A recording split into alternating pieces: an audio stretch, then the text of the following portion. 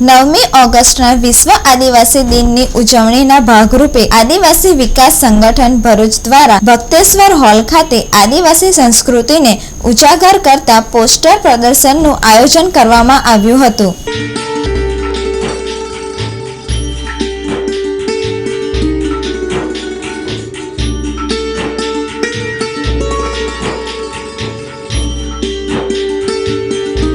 ભરૂચમાં ભક્તેશ્વર હોલ ખાતે પોસ્ટર પ્રદર્શનનું આયોજન કરવામાં આવ્યું છે, જેમાં આદિવાસી વિકાસને લગતી માહિતી તેમજ આદિવાસીઓના સમાજની સંસ્કૃતિ શું છે, તે લોકો આદિવાસીની સંસ્કૃતિ કલા એ વિષય માટેના મેં પોસ્ટર પ્રદર્શનનું આયોજન કર્યું છે।